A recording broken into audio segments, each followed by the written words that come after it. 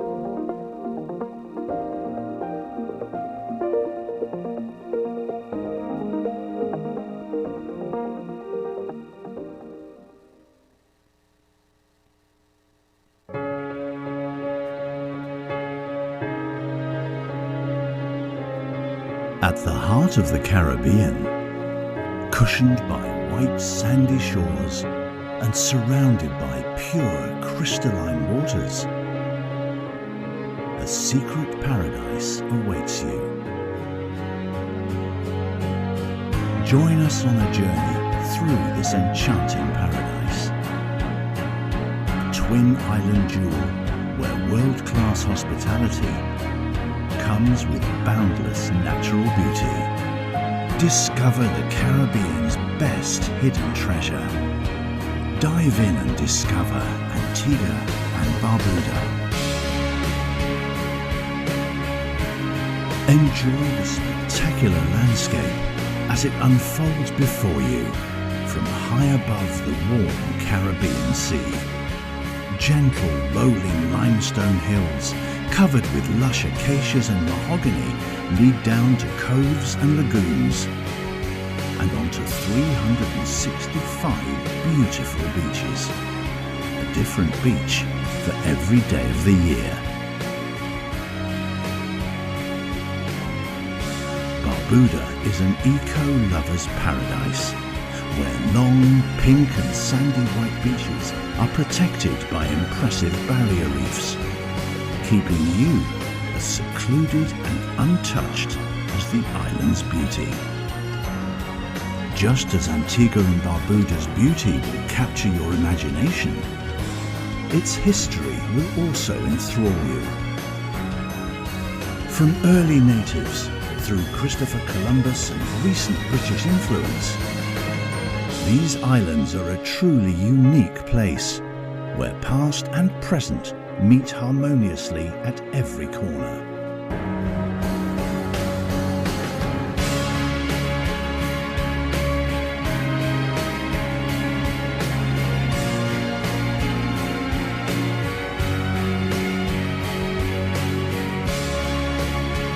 From cliff-top forts and 18th century harbours to plantations and historic windmills, Antigua's rich history as a gateway to the West Indies is only part of its allure.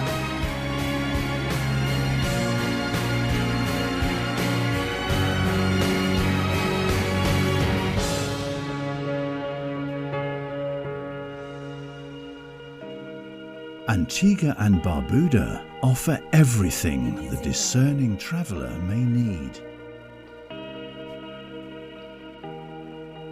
Well acclaimed as a top choice for special family holidays, romantic getaways, weddings and honeymoons. The wide variety of accommodation and amenities are first class. From secluded and private villas and beautifully appointed hotels to shorefront restaurants, fine dining and luxurious spas. Everything you need is there to feel relaxed and pampered. Antigua's capital city, St. John's, is charming and traditional, bustling with life, warm and welcoming. This traditional West Indian city is a popular hub for shopping and dining. St. John's is also home to the citadel of a Caribbean passion, the Sir Vivian Richards Cricket Ground. While across the island at the historic English harbour, sailing fanatics from all over the world descend on Antigua to take part in the world-famous Antigua Sailing Week.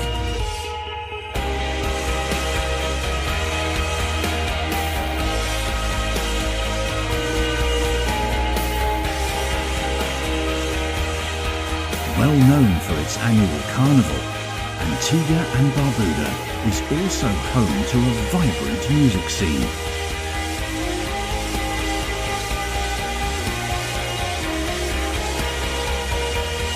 Come discover Antigua and Barbuda, where the beach is only the beginning.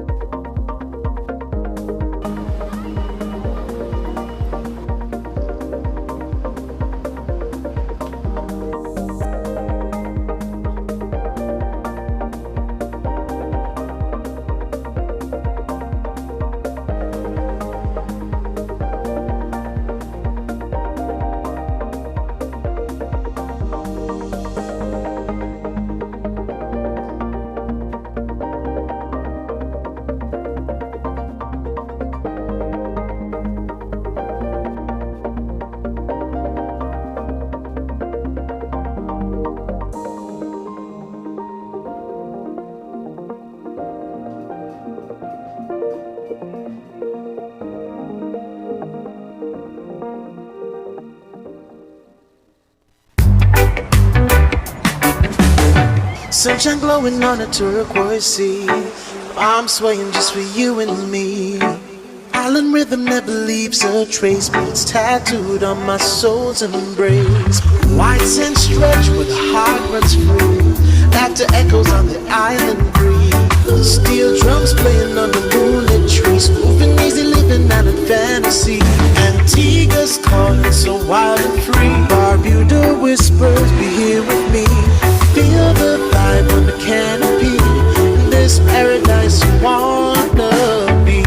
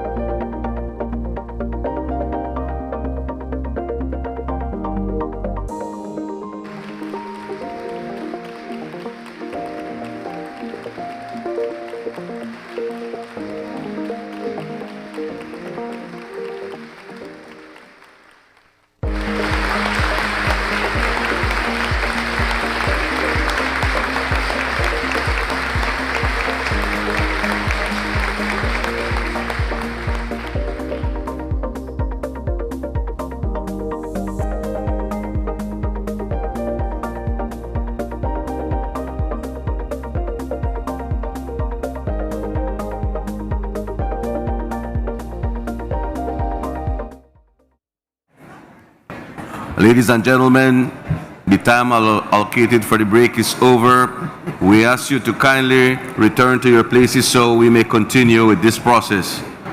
Señoras y señores, el tiempo que fue dado para un receso ha expirado, entonces rogamos a las delegaciones, por favor, regresar a sus lugares para seguir con este proceso.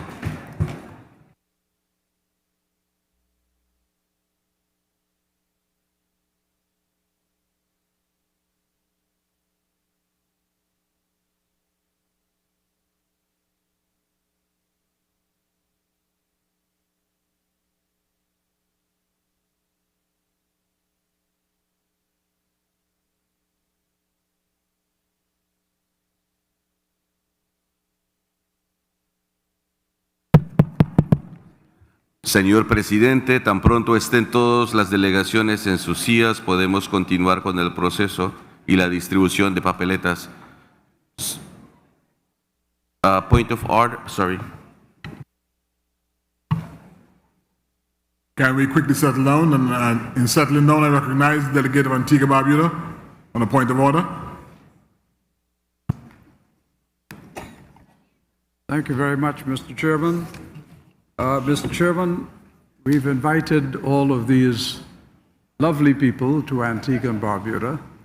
We didn't invite them just to stay in these halls, and we certainly did not invite them to spend their last night in Antigua in four walls.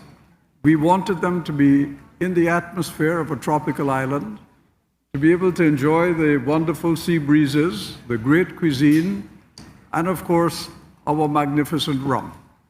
Therefore, I want to propose that if at the end of the next round of voting on this matter, we still have an unresolved situation in that neither of the two candidates is able to secure 18 votes, that we, as the General Assembly of this organization, the supreme decision-making body, with the authority to make rules and also to delegate the authority of this assembly to the Permanent Council, that the assembly should delegate the voting for this third seat for the Inter-American Commission on Human Rights, nothing else, just this third seat, 2 weeks from today in Washington, D.C., at the headquarters of the organization. And we hold this election again for this seat between exactly the same two countries and exactly the same two candidates, 2 weeks from today. That is the proposal, Mr. Chairman, that if at the end of this fourth round that you're about to do, there is still deadlock, that would be the decision of the General Assembly. There's a proposal on the floor. I recognize the delegate of Canada.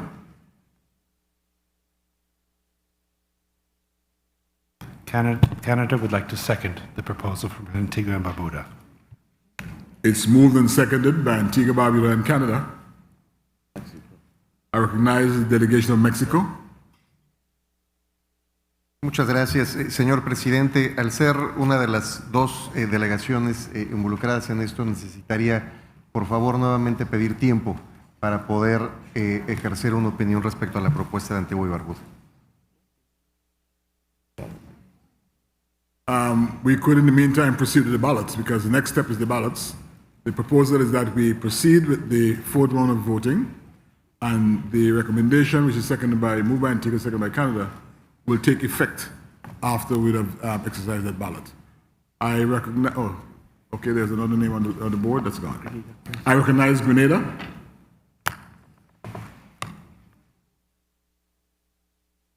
Thank you, Mr. Chair. Grenada wishes to support the position advanced by Antigua and Barbuda. Okay, Grenada supports the recommendation of Antigua and Barbuda, supported by Canada. So there are 3 countries now in support of this particular motion.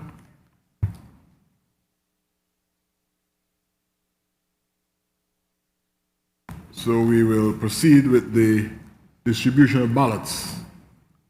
I do not hear any As per usual, we check the ballots to verify that there are no extraneous marks.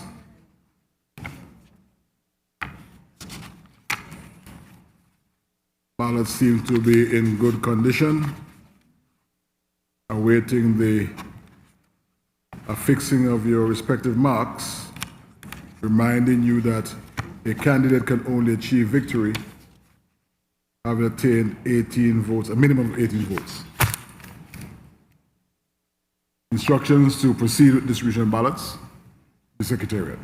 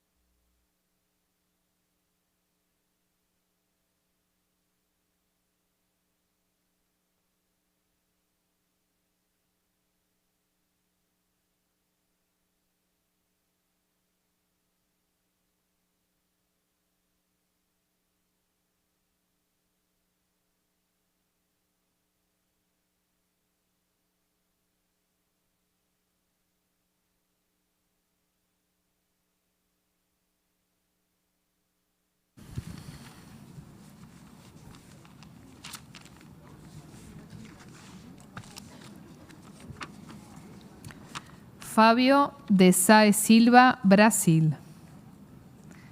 Fábio de Sá e Silva, Brasil. José Luis Caballero Ochoa, México. Fábio de Sá e Silva, Brasil. José Luis Caballero Ochoa, México. José Luis Caballero Ochoa, México. Voto en blanco.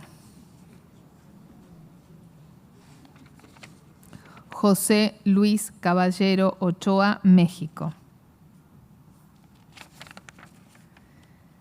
José Luis Caballero Ochoa, México.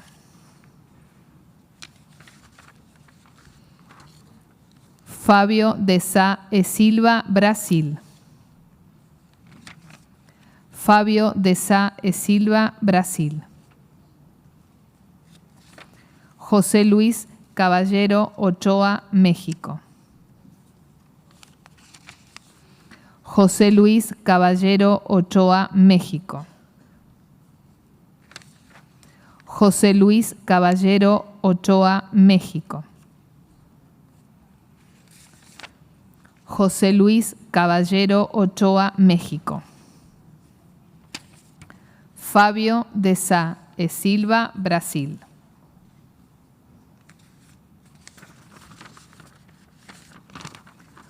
José Luis Caballero Ochoa, México.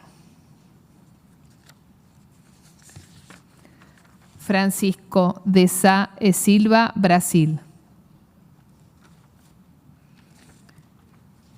Fábio de Sá e Silva, Brasil. Fábio de Sá e Silva, Brasil. Fábio de Sá e Silva, Brasil. José Luis Caballero Ochoa, México.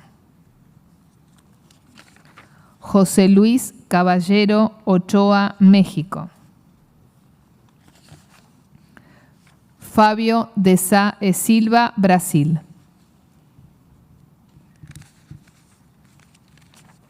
Fábio de Sá e Silva, Brasil. Fábio de Sá e Silva, Brasil. José Luis Caballero Ochoa, México.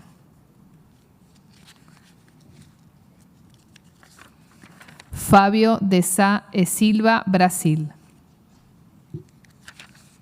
José Luis Caballero Ochoa, México. José Luis Caballero Ochoa, México. Fábio de Sá e Silva, Brasil. Fábio de Sá e Silva, Brasil.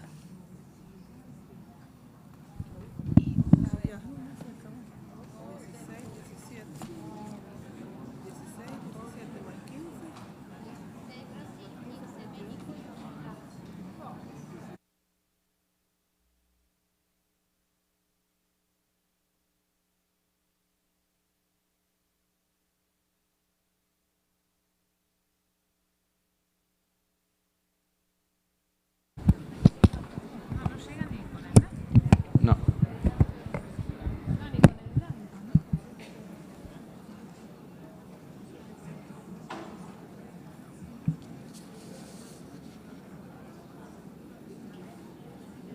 Presidente.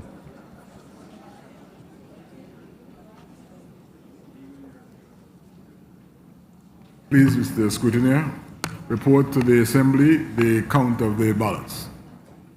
Gracias, presidente. Votes. Se recibieron 32 boletas de votación. El resultado del conteo es el siguiente. El candidato José Luis Caballero Ochoa de México, 15 votos.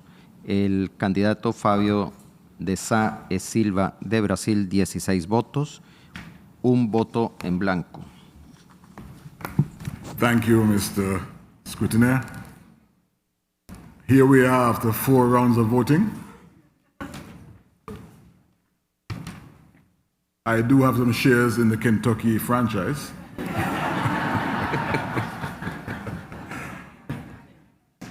Before we went to voting, there was a proposal from Antigua and Barbuda, seconded by Mexico and by Canada and Grenada. I'm told that Mexico is at this point able to accept the proposal. Mexico, can you so confirm? Sí, señor presidente. Muchas gracias. On the condition Mexico now confirms support, I will ask Sir Ronald Saunders, the Antigua and Barbuda delegate, to restate for the record the proposal. Thank you very much, Mr. Chairman. I apologize in advance for my handwriting, which even I cannot read. but I will struggle through it. It would be along these lines, which the Secretariat can refine, but the proposal is this. The General Assembly decides that in respect of the third vacant seat on the IACHR, it delegates authority to the Prominent Council to hold an election 2 weeks from today, on Friday, 11th July 2025, at the headquarters of the OAS, between the same 2 candidates of Brazil and Mexico that participated in the election process at the General Assembly in Antigua and Barbuda on 27th of June 2025. Thank you, Excellency. We so agree.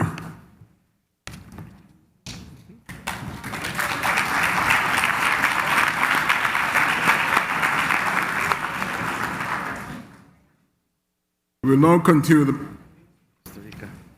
So I recognize the delegate of Costa Rica. Yes, Chairman, thank you. We should consider what happens if this repeats in the Permanent Council. So the proposed resolution needs an amendment and a solution, just in case the situation persists. Thank you. I take Costa Rica's point is that when it gets to the meeting in 2 weeks, there should be a definitive outcome. Antigua Barbuda. Chairman, I think that we would benefit from the advice of Jean-Michel Erigi, the legal counsel, but I would suspect that all that we need to do to this proposal is to say that the elections of the Permanent Council will be conducted in accordance with the rules of the organization, the rules that apply to the elections for the ICHR. And if the Permanent Council has to spend a week resolving it, then they will spend a week resolving it. But we cannot resolve it tonight, and that is the problem, which is why we have proposed this solution. But we have 2 weeks in which the 2 countries that are the contenders here can themselves debate it between themselves. More than that, each of them can seek support from other people. It is not beyond the realm of possibility that the next round can have a result. So we have no idea what bargaining and negotiations will go on in the next 2 weeks, but there is bound to be a solution. And if there is not, then the Permanent Council has the same ability that we do here to carry on the process until such time as there's a result. But there is really no point in continuing to do it tonight. Thank you, Sir Ron. So resolve it, the Permanent Council shall. We now move on to the next item, report of the General Committee. And continue the matters on the order of business. This session will now consider a report on the work of the General Committee, undertaking on the issues that it was assigned. I'm pleased to offer the floor to the Rapporteur of the General Committee, Ms. Andrea Alacon, Alternative Representative of Colombia to the OAS, for the presentation of the report. Distinguished Rapporteur, you have the floor. Gracias, señor presidente. En mi capacidad de relatora de la Comisión General, tengo el honor de presentar a los distinguidos ministros y jefes de delegación en este 55º periodo ordinario de sesiones de la Asamblea General de la OEA el informe sobre las tareas cumplidas por la Comisión General en virtud del artículo 25 del reglamento de la Asamblea General. El plenario, en su primera sesión celebrada el miércoles 25 de junio de 2025, instaló la Comisión General, de conformidad con el artículo 22 del reglamento y de acuerdo con la propuesta de la Delegación de Antigua y Barbuda, respaldada por la Delegación de Bolivia ante la OEA, eligió como presidente al embajador Benoni Belli, representante permanente de Brasil ante la OEA. El presidente de la Asamblea General invitó a la Comisión General a presentar un informe sobre sus labores durante la cuarta sesión del plenario, el 27 de junio, antes de las 3 p.m., asimismo solicitó tomar las medidas necesarias para garantizar que las deliberaciones serían grabadas y archivadas. El plenario asignó a la Comisión 2 proyectos de resolución para su consideración. El primero, proyecto de resolución llamado a la aplicación urgente de soluciones concretas para resolver la grave crisis institucional y de seguridad en Haití. AG DOC 5882-25. Segundo, proyecto de resolución establecimiento de un comité de credenciales para los órganos de la Organización de los Estados Americanos, AG DOC 5888-25. Procedimientos.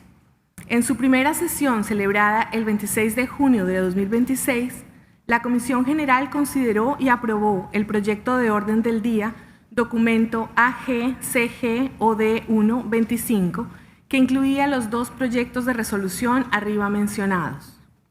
Elección de la vicepresidenta y de la relatora.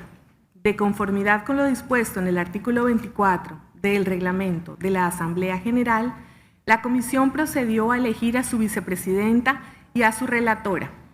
La Delegación de México propuso como vicepresidenta a Joydy Davis Lake, ministra consejera de la Misión Permanente de Antigua y Barbuda. Con el apoyo de las delegaciones de Brasil y Haití, la señora Davis Lake fue electa por aclamación. La Delegación de Costa Rica, con el apoyo de la Delegación de Chile, propuso mi nombre como relatora de la Comisión General. Dicha elección se efectuó igualmente por aclamación. Metodología. Considerando el tiempo limitado, la Comisión General utilizó una metodología que permitió avanzar de manera más eficiente, limitando las intervenciones a 5 minutos y concentrando su atención en los párrafos pendientes de aprobación y o con propuestas de lenguaje. Ello incluía un entendimiento en relación con el tratamiento de las notas al pie de página.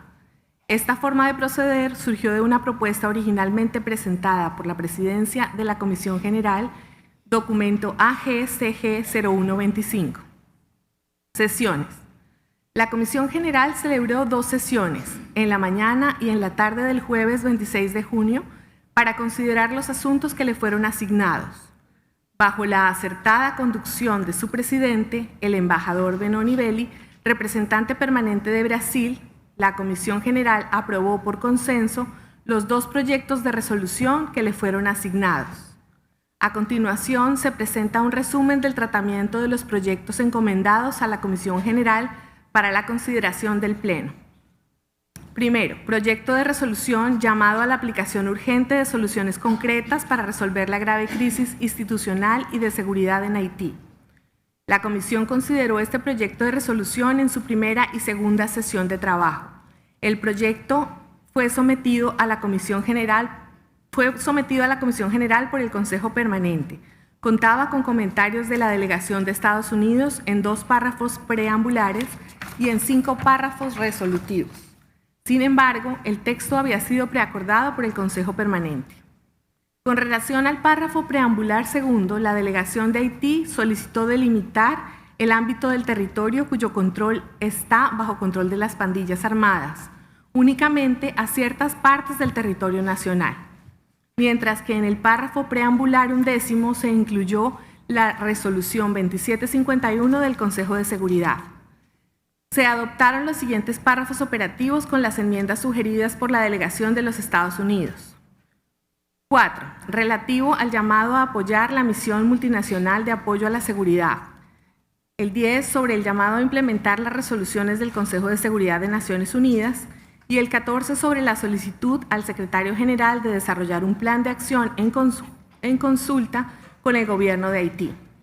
En el párrafo operativo 6 sobre el impacto desproporcionado de la violencia generalizada y la crisis multidimensional, la discusión se centró en la mención a violencia de género. Se logró un consenso para mantener el texto original sobre el aumento de la violencia sexual y basada en género contra mujeres y niñas, a la luz de la adopción de dicha terminología. Las delegaciones de Argentina, Estados Unidos y Paraguay anunciaron que presentarían una nota al pie de página. Asimismo, la delegación de México propuso incluir la mención a los principios del derecho internacional, propuesta que fue aprobada, al igual que la enmienda de Estados Unidos sobre los correspondientes compromisos asumidos. En el párrafo operativo 16, que hace referencia al fortalecimiento del rol de la OEA y el llamado a intensificar el contacto diplomático con el Consejo de Seguridad y la Secretaría de las Naciones Unidas, se aprobó la propuesta original con un agregado de la delegación de República Dominicana que obtuvo el apoyo de la delegación de Haití, por medio del cual solicitaba considerar entre las opciones de la Carta de la ONU las propuestas del secretario general de dicha organización en su informe al Consejo de Seguridad del 24 de febrero de 2025, documento S 2025-122, sin limitarla únicamente a estas, a solicitud de la delegación de Estados Unidos. Al culminar el examen de este proyecto de resolución, la delegación de República Dominicana pidió incluir su nombre entre los estados copatrocinadores. Por su parte, la delegación de Canadá felicitó a la delegación de Haití por haber asumido el liderazgo para presentar esta resolución. El proyecto de resolución fue aprobado en la segunda sesión de trabajo de la Comisión General para su consideración por el plenario.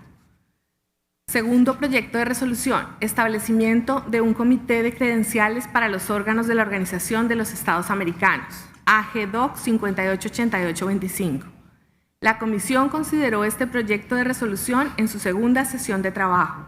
El proyecto de resolución presentado por el Consejo Permanente tenía 7 párrafos resolutivos pendientes de consideración por primera vez, además de la revisión del título y del párrafo resolutivo 4, cuyo examen ya había empezado. En relación con el título, se acordó que el Comité de Credenciales aluda a la Organización de los Estados Americanos, eliminando la referencia a los órganos. Se adoptaron todos los párrafos pendientes e incluso se incorporaron nuevos párrafos para facilitar la comprensión del proyecto. Cabe mencionar que se eliminó el párrafo operativo sobre controversias, considerando que no es necesario mencionar el tema para cumplir con el objetivo principal de esta resolución. Se espera poder implementar esta resolución una vez se ajusten los instrumentos pertinentes y los mismos sean aprobados. El proyecto de resolución fue aprobado por consenso en la segunda sesión de trabajo de la Comisión General para su consideración por el plenario. Después del cierre de la Comisión General, fui notificada de la entrega de la nota PRMOAS 2204 dirigida al presidente de la Asamblea General por parte de la misión de Canadá, en la que se solicita a esta relatoría que informe al plenario sobre la decisión de 3 estados, a saber, Canadá, Antigua y Barbuda y la Mancomunidad de las Bahamas, para eliminar del proyecto de resolución en comento el párrafo operativo 9. Deseo expresar en nombre de todas las delegaciones nuestro agradecimiento y reconocimiento al embajador Benoni Belli por su eficaz y magnífica conducción de los trabajos de la Comisión General, así como a los representantes de los Estados miembros por su colaboración y compromiso para completar esta importante tarea. Agradezco a la membresía por la confianza al postularme y elegirme para ejercer esta relatoría. También es oportuno manifestar un especial agradecimiento al personal de apoyo local y a la Secretaría General por su valiosa colaboración, dedicación y profesionalismo, factores fundamentales para el buen desarrollo de nuestros trabajos.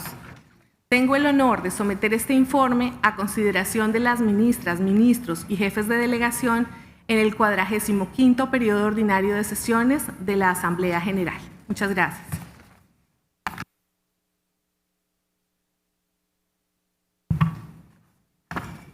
Thank you much, Madam Rapporteur, for your report. In that connection, I believe that all representatives will join me in expressing our appreciation to Ambassador Benoni Belli, Permanent Rep of Brazil to the OAS and Chair of the General Committee, the Vice Chair, Ms. Joy D. Davis-Lake, Alternate Representative of Antigua and Barbuda to the OAS, and Rapporteur, Ms. Andrea Alacon, the Alternate Representative of Colombia to the OAS, as well as all the delegations that participated in the discussions of the General Committee. Having heard the Rapporteur's report, I now ask delegations whether we can adopt the draft resolution entitled Calling for Concrete Solutions to be Brought to Bear as a Matter of Urgency to Resolve the Great Security and Institutional Crisis in Haiti.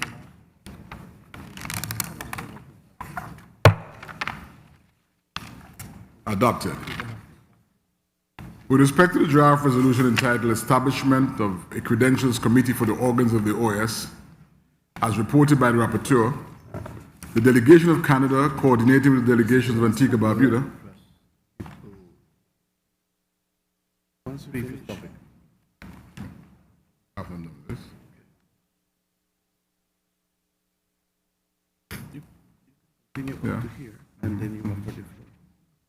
With respect to the draft resolution entitled Establishment of Credentials Committee for the Organs of the Organization of American States, as reported by our Rapporteur, the delegation of Canada, coordinated with delegations of Antigua, Barbuda, and the Bahamas, respectfully convey the collective decision of the sponsoring delegations to request the withdrawal of operative paragraph 9 of the draft resolution. This request is reflected in the notes distributed as document AG/INF 808/25. This decision will be taken to ensure internal consistency throughout the draft resolution, and the withdrawal of this paragraph is intended to prevent any potential implication that could inadvertently undermine the authority of the General Assembly or the members in their collective role in determining the validity of representation within the organs of the organization. I now recognize the delegation of Antigua and Barbuda. Thank you, Mr. Chairman. Mr. Chairman, I know the hour is late and everyone would like to bring this meeting to a close and to spend at least the last evening in Antigua enjoying the atmosphere of the country. And we are happy to facilitate that. So I will keep my remarks very brief. Antigua and Barbuda was honored to join the Bahamas in drafting this resolution and shaping the concept note that laid its foundation. Until today, the OAS stood alone in the United Nations system without a member state credentials committee, a gap that had produced inconsistent decisions and perceptions of inequity. We thank all delegations for their constructive debate and for forging consensus. With the adoption of a 5-member credentials committee drawn from regional groups, the OAS now aligns with international best practices, bringing uniformity, transparency, and the direct involvement of member states to the credentials review process. Antigua and Barbuda is pleased that there has been agreement by the proponent countries to withdraw the proposed operative paragraph 9, which was introduced late in the negotiations conducted in the General Committee. We must be clear that the final approval of all credentials resides in the Permanent Council and ultimately in the General Assembly. In other words, the authority resides in the member states of this organization.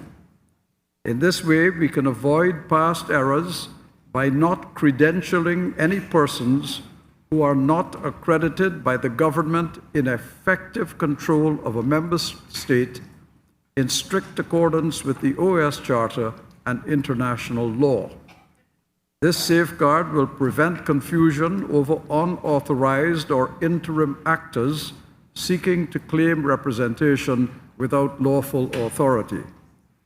In closing, Mr. Chairman, we are proud to have helped strengthen our organization's procedures and to ensure that in this interconnected hemisphere, every delegation is accredited through a transparent and equitable process.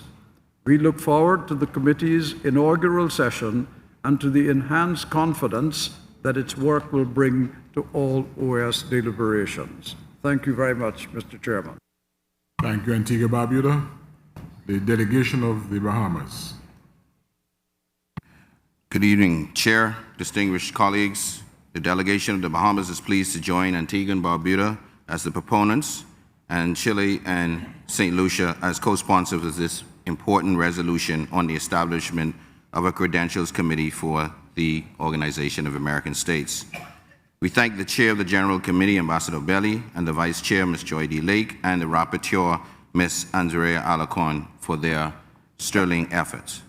We extend our deepest gratitude to Sir Ronald Sanders and the delegation of Antigua and Barbuda for their unwavering stewardship, and to all co-sponsors and collaborating delegations whose thoughtful engagement has helped to advance this initiative. This effort reflects a shared understanding and the need to modernize our governance structures and to ensure that our institutional architecture is fit for purpose and fit for the future. Chair, the resolution before us today fills a critical procedural and institutional gap. While credentials are fundamental to the legitimacy of representation within the organs of the OAS, there's long been no dedicated body empowered to advise member states on credential-related matters. In this regard, the Bahamas align itself with the practices established in our other multilateral forums, particularly the United Nations and its rapporteur process, which have long been recognized and has identified the value of structured, impartial, credential review mechanisms to avoid confusion, duplication, or political deadlock. Chair, the adoption of this resolution signals the commitment of member states to institutional transparency, legal coherence, and modern multilateralism. It strengthens our collective capacity to act with clarity and unity, and it reinforces the trust that our member states and citizens place in this organization. The Bahamas has pursued this endeavor for 7 years. 7 years. Invariably, we are proud to support this forward-looking initiative and urges its unanimous adoption as amended. I thank you and the plenary for its kind attention. Thank you, Bahamas. I now give the floor to the delegation of Paraguay. Muchas gracias, señor presidente. Según tengo entendido y las recomendaciones sobre procedimientos para el 55º periodo ordinario de la sesión de la Asamblea General, en caso que tenemos una nota al pie, lo tenemos que anunciar antes de la aprobación. Quería destacar nomás que no tuvimos la oportunidad de dar esta declaración antes, por lo tanto espero que se tome nota de esto, ¿no? Queremos destacar nomás que Paraguay da la bienvenida, apoya esta resolución, no obstante, como ya la relatora había informado, nos permitimos incluir una nota al pie cuyo texto ya ha sido remitido a la Secretaría para su registro. Queremos destacar nomás que para Paraguay es de suma importancia definir el apoyo que como organización podemos brindar a Haití, considerando la grave crisis institucional y de seguridad que este Estado miembro viene atravesando. Haití, como parte de la familia hemisférica que conforma nuestra organización, merece una solución duradera a sus desafíos y a la oportunidad de retomar el camino hacia la paz, la estabilidad y el desarrollo. Estamos convencidos de que la OEA puede y debe desempeñar un papel constructivo y relevante, sumando esfuerzos a los de la comunidad internacional con ese propósito. Muchas gracias, presidente. Muchas gracias, Paraguay. I now give the floor to the delegation of Haiti. Monsieur le Président, chers collègues, la République d'Haïti se félicite de l'adoption par l'Assemblée générale de l'OEA du projet de résolution qui s'intitule « Appel à la mise en œuvre urgente de solutions concrètes pour résoudre la grave crise institutionnelle et sécuritaire en Haïti. L'adoption de ce projet de résolution par l'OEA constitue un pas essentiel dans la bonne direction pour au moins deux raisons principales. D'une part, la résolution a été présentée par Haïti et pour Haïti. En effet, comme je l'ai affirmé dans mes échanges avec le secrétaire général et comme nous le demandons à nos partenaires et amis, la recherche de solutions aux problèmes d'Haïti doit aussi impliquer les Haïtiens.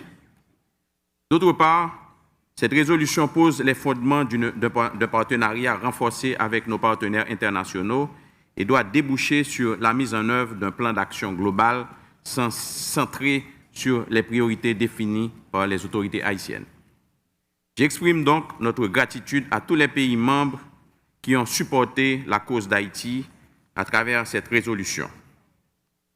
Je voudrais souligner dans ce cas particulier la CARICOM, et comme je ne cesserai jamais de les remercier pour leur présence constante aux côtés d'Haïti et des Haïtiens.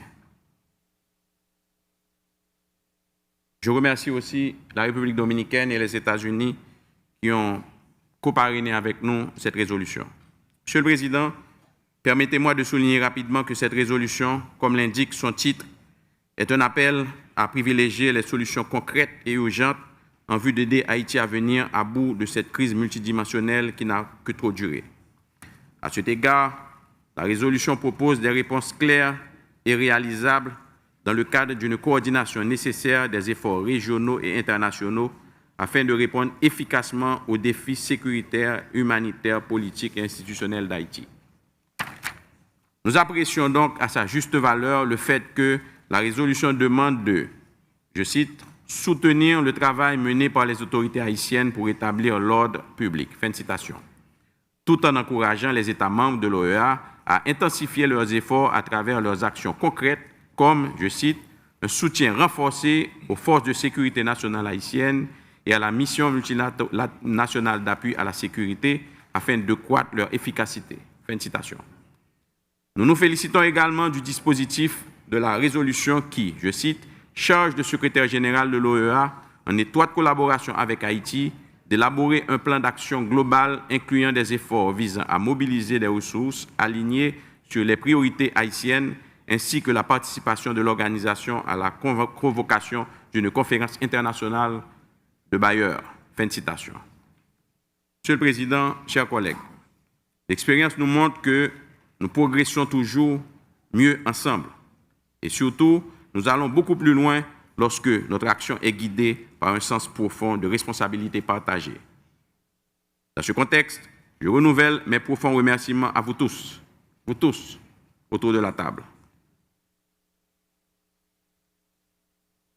Partenaires et amis d'Haïti, et vous invite à passer à l'action sans tarder, afin de mettre en œuvre, ensemble avec Haïti, les mandats de cette résolution et afin que nous puissions, dans le meilleur délai, concourir au rétablissement de la sécurité publique et de la gouvernance institutionnelle par les urnes.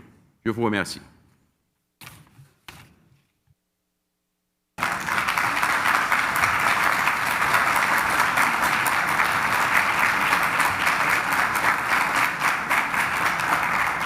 Merci beaucoup, Haïti.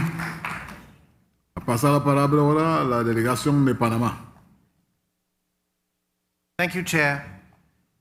Así como lo ha mencionado la honorable delegación de Paraguay, quisiéramos dejar constancia de que al no haber tenido la oportunidad de introducir una nota al pie a la resolución hacer frente a la grave crisis de salud mental en las Américas, la República de Panamá enviará una nota al pie referente a que la presente resolución, o sea, dicha resolución que acabo de mencionar, será aplicada en Panamá de acuerdo con la Constitución Nacional, con la legislación interna del país y con sus usos y costumbres.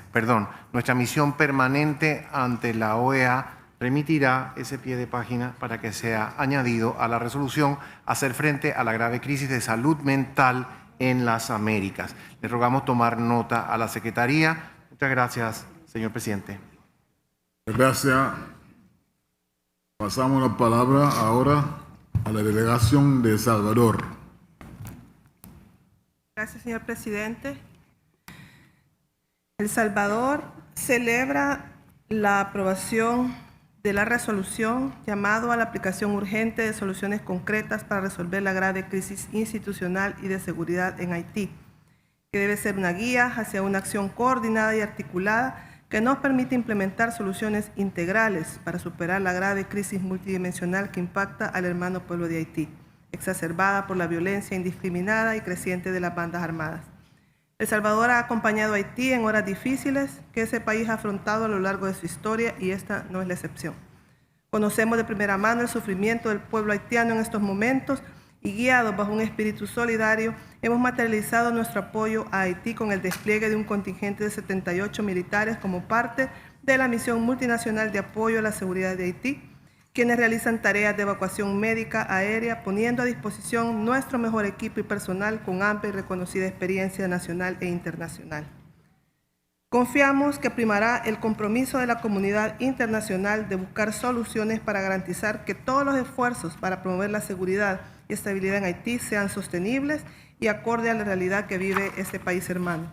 El pueblo y gobierno haitiano, de la mano con la comunidad interamericana e internacional, debe asumir el liderazgo en cualquier iniciativa que se proponga implementar. Cada uno de nuestros países tiene diferentes fortalezas y es el momento de aunar esfuerzos para hacer efectiva esta ayuda de manera paralela a los esfuerzos en marcha para restablecer la seguridad. Los organismos financieros interamericanos e internacionales y otros sectores deben también estar a la altura del reto para contribuir con las soluciones identificadas. Cada día que pasa sin tomar acción representa la vulneración de los derechos más fundamentales del pueblo haitiano, afectando desproporcionadamente a los más vulnerables. Asumamos ese compromiso basado en los principios y valores interamericanos compartidos por todos los miembros del sistema. Muchas gracias, señor presidente. Muchísimas gracias, señora. Ahora pasar la palabra con todo orgullo y a mi gran amigo, el canciller de Santa Lucia. Thank you very much, Mr. Chairman. Chairman, as we prepare to take this assembly to a logical conclusion, I would like to, based on the gravity of the situation in Haiti, take the floor to make a few brief remarks. And I will get down to business unhesitatingly. St. Lucia reaffirms its unwavering support for Haiti and call upon all member states to unite in solidarity, offering meaningful assistance as Haiti navigates its current challenges. Haiti's profound historical legacy, its revolutionary spirit and enduring contributions to our region remains a testament to its resilience and significance. Today, Haiti faces complex political, socio-cultural, and economic realities shaped by its unique journey toward independence and self-determination. The current situation in Haiti is the function of multifaceted challenges, including natural disasters, institutional fragility, and prolonged instability. These challenges not only affect the Haitian people, but also have broader implications for regional stability and prosperity. The time for collective action is now. Let us work together with urgency and determination to support Haiti, recognizing its distinct needs and potential. As the only least developed country in our region, Haiti deserves focus and sustained engagement from the international community. Together, we can help Haiti realize its rightful place as a thriving nation, rich in culture, trade, and opportunity. Moving forward, we must prioritize solutions that align with Haiti's historical, economic, and socio-cultural context. Everything must be sensitive to context, Mr. Chairman. Haitian-led initiatives, supported by regional and global partners, will be essential in fostering lasting stability. By strengthening security, institutions, and social programs, we can uphold the principles of the OAS of peace, justice, and human rights for all. We must, under our respective mandates and with lightning rapidity, work more tirelessly and consistently towards returning Haiti to stability. Because the pursuit of peace and prosperity in Haiti is a shared responsibility, one that calls for regional unity and global cooperation. St. Lucia stands ready to collaborate in crafting and implementing solutions that empower Haiti and its people. I close by accentuating, Chair, that we must seize this moment to reaffirm our commitment to Haiti's future, ensuring that our actions today pave the way for stability, growth, and renewed hope. So let us continue to organize ourselves into that integrated whole so that we can create the conditions necessary to achieve common goals and our collective destiny. La lucha continua. Hasta la victoria siempre. Venceremos. Thank you. St. Muchas Lucia. gracias. I now give the floor.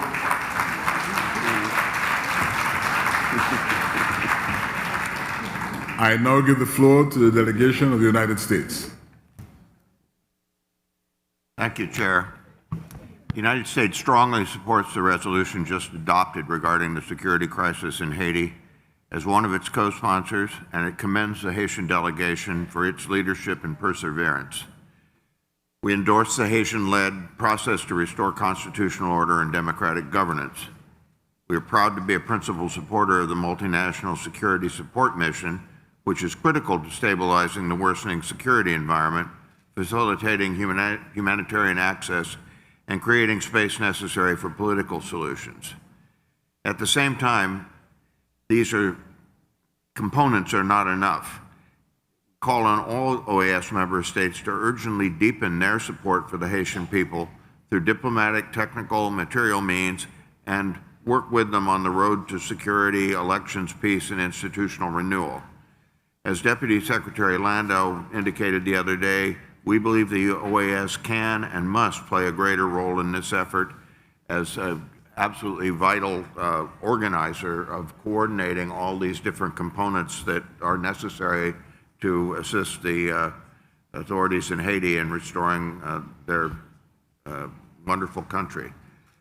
The resolution today is a step forward in that effort, and it reaffirmed our commitment. We look forward to the implementation of that in accord with the plan that Secretary Ramdan mentioned the other day. So thank you all again, and we also, just as we're closing this, would comment on the earlier elections. We're very proud that our candidate, Rosa Maria Paya, won, but we also wanted to commend all the other candidates for their willingness to serve in this role, and for the existing members of the Inter-American Human Rights Commission, who we have great respect for. Thank you very much, Chair. Thank you, United States. La última intervención. Pasa la palabra a la delegación de Perú. Muchas gracias, señor presidente. Señor presidente, el Perú, como ya lo dijo en su intervención central en esta Asamblea General, es muy sensible a la preocupante crisis de seguridad en la hermana República de Haití. Y por ello apoyamos decididamente todos los esfuerzos para una acción concertada, como además ya ha invocado el distinguido canciller de St. Lucia, para poder aliviar esta grave situación que realmente es inaceptable que siga azotando al futuro de una nación hermana como es Haití. Es por eso que hemos apoyado firmemente la resolución que sobre este particular ha sido aprobada por esta Asamblea, y en especial esperamos pronto aquel plan integral sobre una forma de solucionar el problema de Haití que hemos encargado al señor secretario general. Creo que esto que tiene que tener una serie de elementos jurídicos, legales, una serie de elementos operativos y, por supuesto, financieros.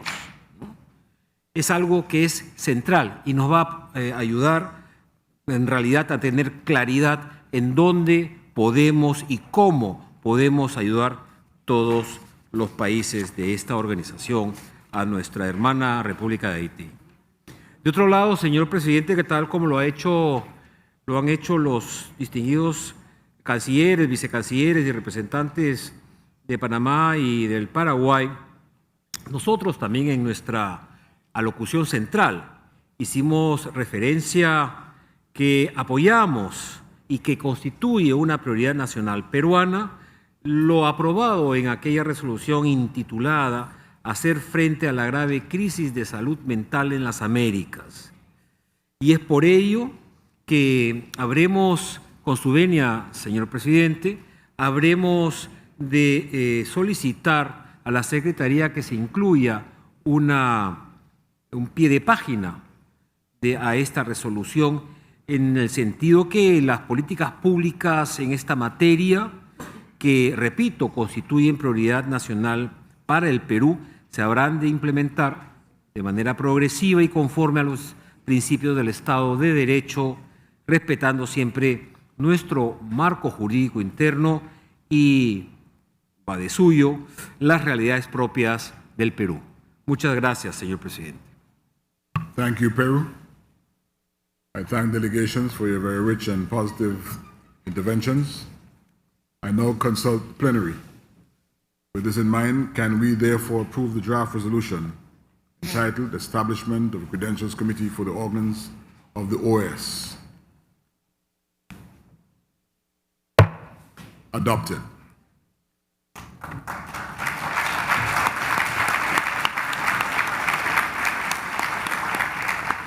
Having now concluded our consideration of the report of the General Committee, and before proceeding to the next item on our agenda, I offer the floor to the delegations of the permanent observers. I would at this stage invite an intervention from the delegation of the United Kingdom.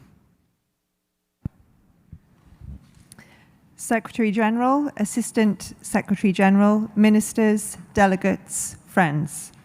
On behalf of the United Kingdom, I would like to thank Antigua and Barbuda for hosting this important assembly. The UK's relationships with our friends and allies across the Americas are important to all of us. Be it climate change, security, or sustainable development, we face the greatest challenges together. And indeed, for more than 2 centuries now, the UK and Argentina have shared bilateral relationships as part of a long, rich history. My friend, the UK Prime Minister, Sir Keir Starmer, has met President Milei a number of times. Earlier this year, Security Minister Patricia Bullrich enjoyed a highly successful visit to the UK. And even where we disagree, we're working together to reduce tensions. So in September 2024, my friend, the Foreign Secretary, and the former Argentine Foreign Minister, Diana Mondino, announced a new package of cooperation. This recognized that while we may not agree on sovereignty, there is much we can achieve by working together in the South Atlantic. The UK and Falkland Islanders have come together to implement this, including support for Argentine families travelling to the Falkland Islands in December last year to visit graves from the 1982 conflict. For a community living with the trauma of invasion and occupation, that was not easy. Yet Falkland Islanders wanted to do the right thing. Both the UK and Falkland Islanders look forward to seeing Argentina make good on their commitments. That includes cooperation on fisheries for the benefit of all, and the resumption of the flight between the islands and Sao Paulo. The UK remains determined to work with all our partners, including Argentina. And the UK's support for the Falkland Islanders' inalienable right of self-determination remains undiminished. Falkland Islanders alone should decide their future. In the referendum they held in 2013, Islanders voted to maintain their status as a self-governing UK overseas territory overwhelmingly. 5 of the 6 observers of the referendum came from the OAS member states, reporting that it was free, fair, and reflected the will of the voters. Today, the Falkland Islands are a democratic and prosperous community, showing the world what is possible on sustainable fisheries and environmental conservation. They're determining their own future, and their success has been recognised by S&P Global Ratings, who've given the Falkland Islands an impressive A+, and this is an objective recognition of the stable and thriving community that the islanders have built. And later this year, the Falkland Islands will hold a general election to decide their next government. They will vote on issues such as education, the economy, and the environment. So I hope this Assembly will recognise that we cannot pick and choose who is entitled to the basic human right of democracy. The people of the Falkland Islands are rightly proud of their vibrant, small island, big ocean democracy, and they're clear that neither the UK nor Argentina can negotiate the future that they are determining for themselves. So let me be clear. My government will not negotiate on the future of the Falkland Islands unless the islanders themselves wish it, and they do not. I was delighted that many of your governments continue to engage constructively with the Falkland Islanders and have expressed your support for their democratic rights. And I hope that members of the Assembly will agree that we cannot selectively choose when democratic rights apply to a community. The UK has no doubt about its sovereignty over the Falkland Islands, South Georgia and South Sandwich Islands, and the surrounding maritime areas.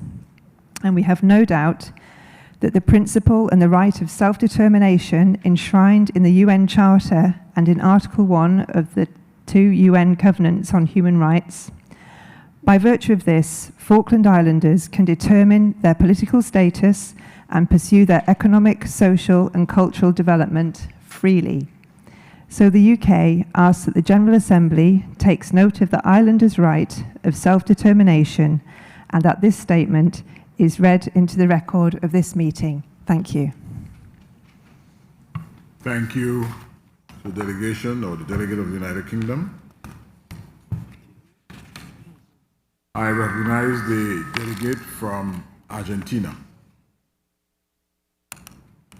Gracias, señor presidente. En respuesta a lo expresado por la delegación del Observador Permanente del Reino Unido, la República Argentina desea recordar que las Islas Malvinas, Georgia del Sur y Sandwich del Sur y los espacios marítimos circundantes son parte integrante del territorio nacional argentino y que, encontrándose ilegítimamente ocupadas por el Reino Unido, son objeto de una disputa de soberanía reconocida por la Resolución 2065 y subsiguientes de la Asamblea General de Naciones Unidas. El principio de determinación de los pueblos, que acaba de alegar la delegada del Reino Unido, no es aplicable en este caso. Ninguna de las resoluciones de la Asamblea General de las Naciones Unidas ni del Comité Especial de Descolonización sobre la cuestión Malvinas hacen referencia a dicho principio. Señor presidente, la votación realizada en el año 2013 en las Islas Malvinas no fue convocada ni realizada bajo los auspicios de las Naciones Unidas, como ha sido en otros casos de descolonización. Fue un acto unilateral de la potencia ocupante que en nada altera la esencia de la cuestión Malvinas. Conforme reafirmó recientemente la Corte Internacional de Justicia, corresponde a la Asamblea General y al Comité de Descolonización decidir respecto de las modalidades de expresión libre y auténtica de un territorio no autónomo, incluyendo la formulación de preguntas en un referéndum, no a la potencia administradora. De este modo, señor presidente, la consulta convocada en el año 2013 carece de toda validez, dado que la Asamblea General no tuvo ningún tipo de intervención en su realización. Señor presidente, instamos nuevamente al Reino Unido a cumplir con las resoluciones de la Asamblea General y del Comité Especial de Descolonización en donde se exhorta a las partes a reanudar las negociaciones sobre la línea, a fin de alcanzar una solución pacífica y poder así alcanzar la descolonización de las Islas Malvinas. Muchas gracias. Gracias, Argentina. Y gracias a la delegación de UK. Delegates, by the very wording of the next agenda item, you will know exactly where we are in our proceedings. We now turn our consideration to the place and date of the 56th regular session of the General Assembly in accordance with Article 30 of the Rules of Procedure.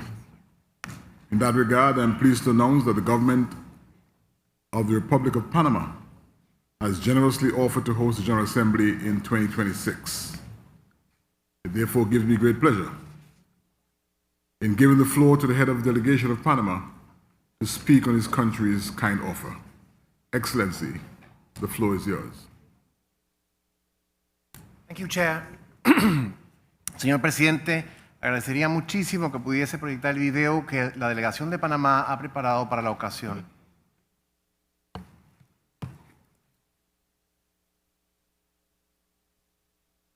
Welcome to Panama, where worlds converge. With its connectivity, ease of access, and privileged geographical position, Panama offers a unique experience. Arrive in Panama on a non-stop flight from major cities across the Americas and Europe, and be awed at our cosmopolitan city that hosts the engineering marvel that is the Panama Canal. Panama offers a safe environment with top-tier international hotel chains and exceptional event venues, including the expansive Panama Convention Center. Experience the contrast of Panama City's modern skyline, boasting some of Latin America's tallest skyscrapers, against the backdrop of historic sites like Panama Viejo and Casco Antiguo, both UNESCO World Heritage Sites. Immerse yourself in the surrounding natural parks, such as the Metropolitan Park, the Soberanía National Park, and Cerro Ancon. Panama City's vibrant culture and biodiversity await. Enhance your stay by exploring the diverse shopping malls, duty-free stores, and savoring the rich gastronomy that Panama has to offer. Venture beyond the city to explore day trip options such as Taboga Island in the Gulf of Panama, or cultural encounters with the Emberá indigenous community along the Chagres River, or with the Gunas in their lands. Embark on a historical journey via the Interoceanic Railway, traversing lakes and tropical rainforests, connecting two oceans. Or spend time at one of the Panama Canal's visitor centers in the Miraflores or the Agua Clara Lofts. Indulge in unique culinary experiences, breakfast in the Pacific, lunch in the Caribbean, and take in panoramic views from the top of the Baru volcano in Chiriquí province, where you can savor freshly brewed geisha coffee. Experience the natural wonders of Panama. Our wildlife is rich and diverse. We're the home and a place of pilgrimage to more than 1,000 bird species. Turtles nest on more than 200 of our beaches, and thousands of humpback whales swim through our waters. Discover stunning beaches and islands, including Bocas del Toro, Santa Catalina, Pedací, Tonosí, and the Pacific Riviera. Perfect for surfing, diving, snorkeling, and more. Trace the colonial roots and pirate history in Panama Viejo, Casco Antiguo, San Lorenzo, Portobelo, Camino Real, and Camino de Cruces, all within an hour of the ports. Visit the Frank Gehry Bio Museo at the Amador Causeway and delve into Panama's transformative history. Immerse yourself in the rich cultural heritage of Panama's 7 indigenous communities and Afro-Caribbean descendants, experiencing their traditions, cuisine, and way of life. Panama offers what travelers desire and provides what you need for an unforgettable journey. Welcome to Panama.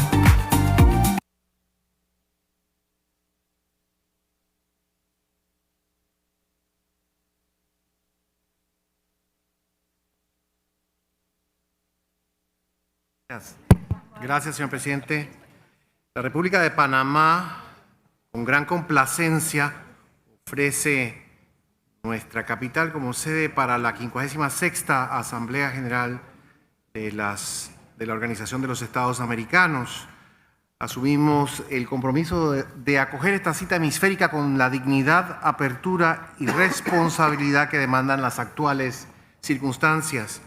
La reunión en Panamá coincidirá con el bicentenario del Congreso Anfictiónico de 1826, convocado por el libertador Simón Bolívar, que tuvo lugar en nuestro istmo y sembró la semilla del multilateralismo americano. En los 2 siglos transcurridos desde aquella primera Asamblea de Estados Americanos, esa semilla ha germinado hasta convertirse en un árbol frondoso que provee benéficos frutos a los pueblos del continente. Aspiramos, por tanto, a que la próxima Asamblea constituya un espacio de reflexión profunda y compromiso renovado con el sistema democrático de gobierno y los principios que sustentan nuestra convivencia: el respeto por la soberanía y el derecho internacional, la solución pacífica de controversias y la cooperación solidaria entre Estados.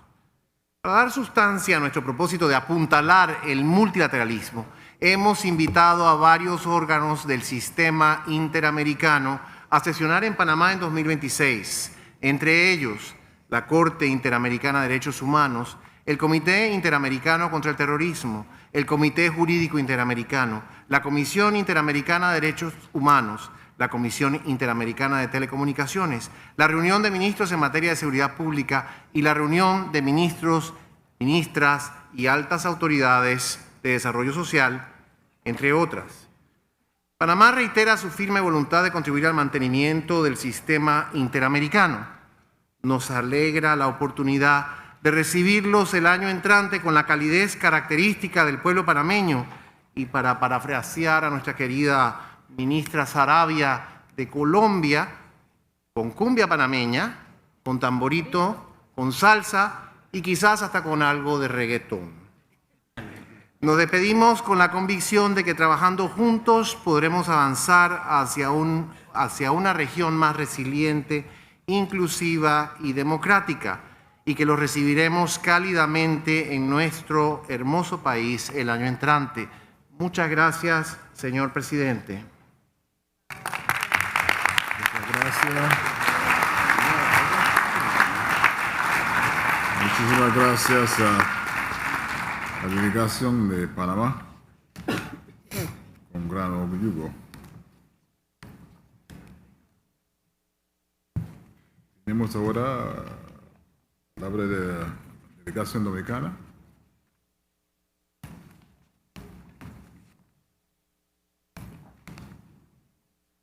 Gracias, señor presidente. La delegación de República Dominicana desea agradecer la generosa y entusiasta oferta de Panamá para ser sede del 56º periodo ordinario de sesiones de esta Asamblea General que se celebrará en su bella ciudad de Panamá en 2026. En este sentido, quisiéramos solicitar que en la resolución que para este ofrecimiento apruebe esta Asamblea General se ha incluido un párrafo resolutivo expresando el agradecimiento al gobierno y al pueblo de Panamá por su generosa oferta de ser sede del referido 56º periodo ordinario de sesiones. Señor presidente, con la adición de este párrafo, cuyo texto completo mi delegación hará llegar a la Secretaría, República Dominicana propone que la resolución sobre este tema sea aprobada por aclamación.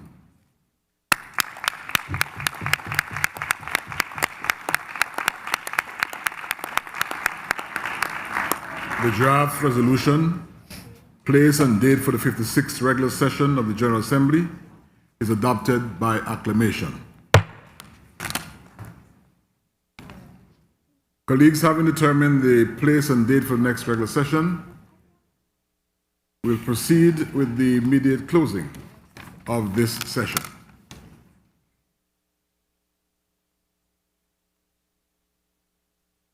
Honorable Ministers of Foreign Affairs and Heads of Delegation, esteemed Ambassador Benoni Belli, Chair of the OAS Permanent Council and the General Assembly's Preparatory Committee and Permanent Representative of Brazil to the OAS, distinguished representatives of member states, esteemed Secretary General of the OAS, Albert Ramden, esteemed Assistant Secretary General of the OAS, Nestor Mendez, distinguished permanent observers of the OAS, representatives of international organizations, representatives of civil society organizations and other social actors, special guests, ladies and gentlemen. With deep satisfaction and a renewed sense of commitment, I address you in a final act, that of declaring the conclusion of this, the 55th regular session of the General Assembly of the OAS. Over the past 3 days, we have engaged in a constructive and respectful dialogue, reaffirming our shared commitment to regional integration and the principles of multilateralism. A particularly meaningful exchange took place around the central theme of the session, building resilient, inclusive economies in the Americas. The active engagement of all delegations highlighted the importance of economic resilience, equity, and sustainability as key pillars for long-term recovery and prosperity in our hemisphere. This General Assembly also produced concrete and timely results. We adopted important resolutions that strengthened hemispheric cooperation in key areas, particularly in addressing the growing mental health crisis in our region, an urgent issue that demands coordinated, sustained action. We also reaffirmed the value of shared memory and cultural identity through the commemoration of significant historical milestones and took steps to ensure the financial sustainability and institutional effectiveness of our organization in the years ahead. I must emphasize the resolution addressing the grave security and institutional crisis in Haiti. It reflects the urgent need for coordinated and decisive action to support the Haitian people and help restore peace, stability, and a democratic order. The strong commitment expressed by member states is both a message of solidarity and a call to action. I would like to take a moment to recognize the leadership of Secretary General Albert Ramden, for whom this has been his first General Assembly in this role. His steady guidance, clarity of vision, and commitment to the values of this organization have marked a strong beginning, and we are confident that under his leadership, the OAS will continue to serve as a vital forum for consensus and cooperation. Today, we say farewell to two giants of our organization. I take this opportunity first to recognize the distinguished National of Antigua and Barbuda, Mr. Paul Spencer,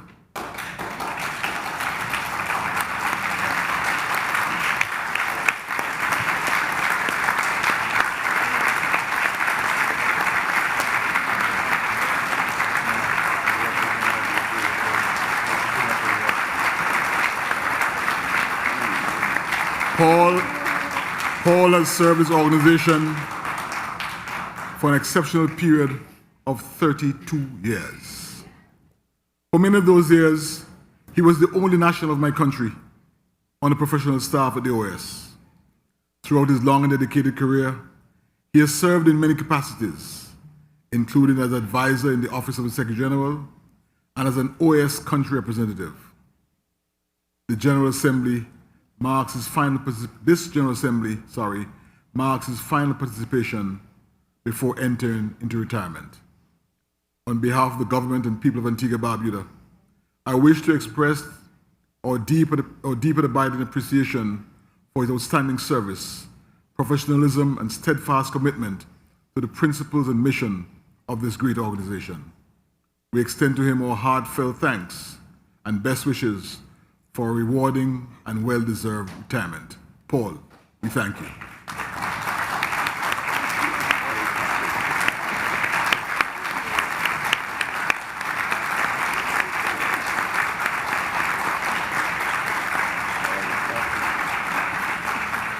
Allow me to also express, in a very special way, my profound appreciation for Ambassador Nestor Mendez as he concludes his distinguished tenure as Assistant Secretary General. Over the past 10 years, Ambassador Mendez has demonstrated unwavering professionalism, integrity, and a deep commitment to the principles of the inter-American system. His leadership, diplomacy, and personal warmth have left a lasting mark on this organization. This General Assembly is his final one in this role.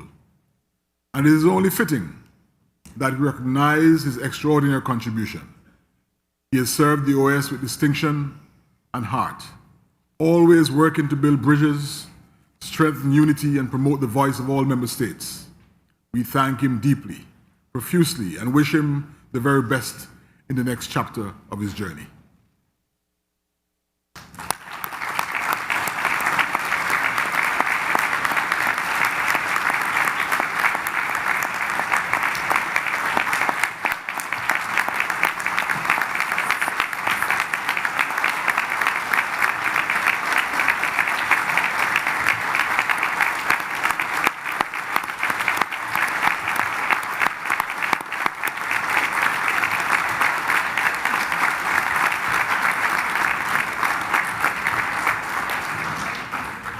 I think it apropos that as your chairman, as your president, I allow my final remarks to be punctuated by sentiments of gratitude from you, esteemed delegates. And so I recognize the delegation of Brazil at this time. Senhor presidente, senhoras e senhores chefes de delegação, distintos representantes, em nome da delegação do Brasil, desejo prestar uma homenagem sincera ao embaixador Néstor Mendez, que conclui seu mandato como secretário-geral adjunto da Organização dos Estados Americanos após uma década de dedicação à causa do multilateralismo hemisférico. Néstor Mendez sempre teve os predicados de um grande diplomata.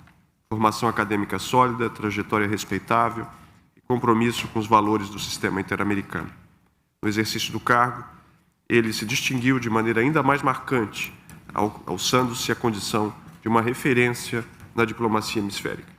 Durante esses anos, o embaixador Mendez foi mais que uma liderança institucional. Foi um verdadeiro construtor de pontes entre países, entre perspectivas, especialmente entre sub-regiões. Com orgulho de suas raízes latino-americanas, centro-americanas e caribenhas, sempre procurou ser um elo vivo entre as diversas partes do nosso hemisfério, promovendo a integração e o entendimento entre elas. Sua atuação foi marcada por equilíbrio, sensibilidade e um compromisso inabalável com os valores da democracia, da inclusão e do diálogo. Em momentos de tensão, porque foram vários, quando os ânimos se exaltaram ou as divisões ameaçaram prevalecer, a sua serenidade e sua firmeza ajudaram a preservar o espaço institucional como lugar de escuta, respeito e construção de consensos. Tenho certeza de que, para Belize, a trajetória do embaixador Mendez é motivo de legítimo orgulho. Sua atuação à frente da Secretaria-Geral Adjunta projetou com brilho a diplomacia de seu país no cenário hemisférico e demonstrou com clareza como o compromisso com o multilateralismo e a excelência profissional podem ampliar vozes e projetar concórdia.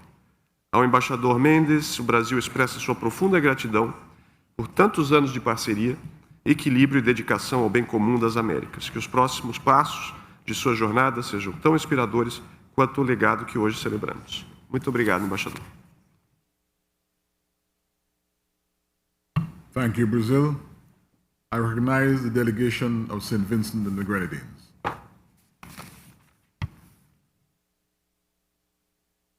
Thank you. Thank you, Mr. President.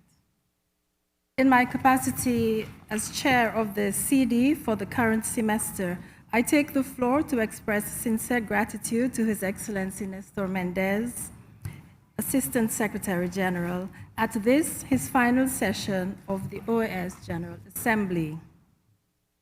ASG Mendez concludes his second tenure in the post, having dedicated 10 years of his young life to the service of the people of the Americas. His personal and professional attributes have contributed to building trust in the Secretariat and among member states. This is absolutely indispensable in the facilitation of open and honest dialogue, an essential element in building consensus. In the premier multilateral forum, which is the OAS, dialogue and consensus building contribute significantly to maintaining peace and democracy, attributes which we enjoy fully in this hemisphere. Ambassador Mendez has demonstrated quality leadership of his team and has been instrumental in introducing many transformations in the operations and effective management of the business of the OAS. I refer to the sustained attention which ASG Mendez paid to ensuring the continuity of the business of the OAS during the COVID-19 pandemic. This he did with a people-centered focus by placing the health and well-being of the staff at the center of the administrative arrangements for continuing the work of the OAS.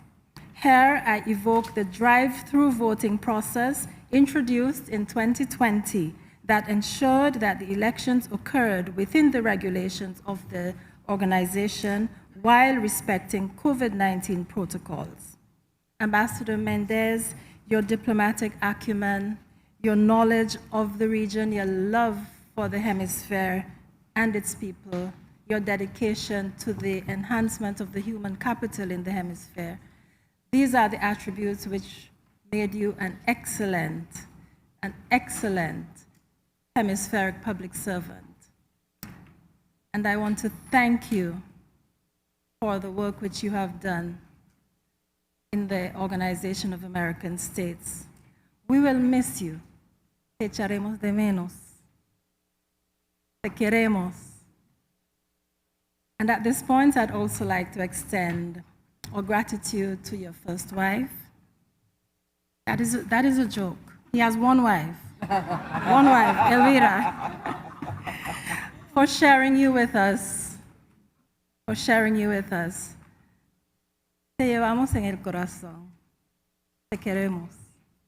Thank you very much. May God go with you.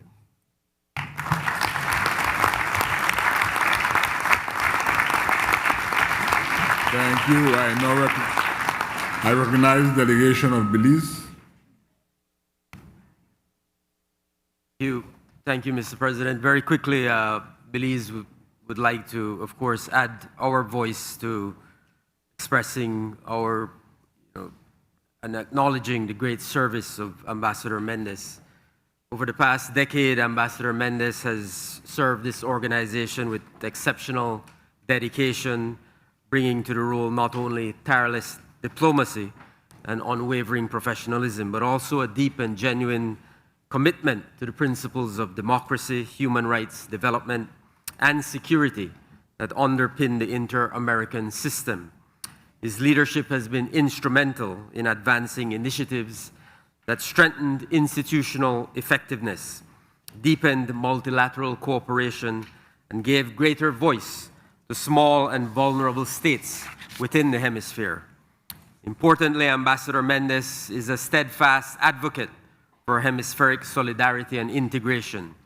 He was especially effective in highlighting and advancing the shared priorities of CARICOM and SICA, two sub-regions to which Belize proudly belongs, helping to bridge their perspectives and ensure their voices were reflected in hemispheric decision-making.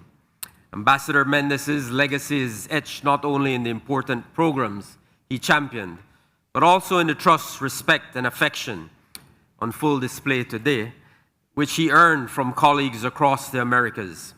His calm resolve, his inclusive spirit, and unshakable sense of duty have made an indelible mark on this organization and all those who have worked with him. Belize is deeply proud of his exemplary service, and we thank him for representing our nation with dignity, integrity, and heart, and we wish him every success in the journey ahead. Thank you, Mr. President. Thank you. Thank you, Belize. We take our last contribution from the floor with Bahamas. Thank you very much, Chair. It would be remiss of us to leave Antigua and Barbuda without thanking the people and the government for an excellent 55th regular session of the OAS General Assembly.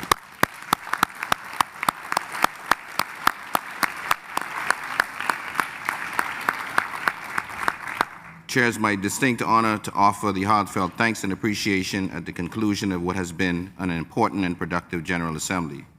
First and foremost, we extend our deepest gratitude to the government and people of Antigua and Barbuda for their gracious hospitality and exemplary hosting of the 55th General Assembly.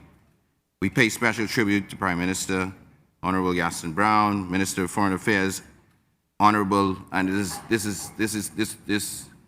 I enjoy this moment, the Honorable Chet Green, and of course, His Excellency Sir Ronald Sanders, and Antigua and Barbuda's permanent representative, and the Dean of the Corps of Ambassadors in Washington, D.C., for their steadfast leadership and generous welcome. The warm spirit and professionalism with which we have been received reflect the best Caribbean solidarity and diplomacy. We also take this opportunity to recognize Secretary General Albert Ramden as he assumes the helm of the organization at a pivotal moment. We offer him our full support and best wishes as he leads us forward with vision and resolve. At the same time, we extend immense appreciation to Assistant Secretary General Ernesto Mendez, who concludes his tenure with distinction. Earlier, the mention was made of two giants in the organization. One is Mr. Paul Spencer and the other, Mr. Ernesto Mendez. I am not that tall, so everybody to me is a giant. But in this case, it is truly, truly meant in respect of those two individuals. And Nestor is a brother, a friend, and a mentor. His tireless commitment to the OAS and to strengthening hemispheric cooperation has left a meaningful and enduring legacy. We thank him sincerely for his service. We further commend the staff of the government of Antigua and Barbuda. I've felt the warmth every day I come, besides eating the oatmeal cookies, all of them. I felt the warmth from the people that have been a part of this operation. Likewise, we thank the staff of the Organization of American States and the General Secretariat, including the Department of Conferences, Meetings and Management, Protocol Division, Press and Communications Department, and our skilled and ever-dedicated interpreters, who probably find it difficult with my heavy Bahamian accent, and the technical support teams, all of whom have worked with precision and care, often behind the scenes and sometimes unappreciated, and they have done this to ensure the success of this assembly. Chair, as we close with gratitude and optimism, we leave this beautiful country with renewed purpose and a deeper sense of collective responsibility to strengthen our organization and serve the peoples of the Americas. I thank you, and I thank the government of Antigua and Barbuda for a wonderful assembly. Thank you, Chet. Recognize the delegation of Barbados. Thank you, Mr. Chairman. Mr. Chairman, I should like to echo the sentiments of my colleague from the Bahamas to thank you, the government of Antigua and Barbuda, for the hospitality and excellent arrangements in place. But I could not leave this session without expressing the gratitude and appreciation of the government of Barbados for the service rendered to the Organization of American States by Paul Spencer. Paul has been a friend and a supporter of Barbados for all of his tenure at the organization. And I certainly had, during my time at the Organization of American States, benefited significantly from Paul's guidance and expertise. And I wish you well, Paul, as you continue in your next chapter. Remember that you have family and friends in Barbados, and we look forward to helping you enjoy this next new phase of your life. Ambassador Nestor Mendez, a former colleague, we served at the Organization of American States at the same time, and I am happy to see that you had a successful tenure during your 10 years in your current position. I wish Ambassador Nestor Mendez all the best in the future. I know that you have big plans, you have many talents, so I'm not wishing you farewell, because I know that you are not going into retirement like Paul. There's a lot more for you to do, a lot more talents for you to put at the service of the hemisphere. So I wish you all the very best. And Mr. Chairman, I'd like to take the opportunity also to thank the governments of Panama and Dominican Republic We look forward to the next General Assembly in Panama and certainly to the Summit of the Americas in Dominican Republic.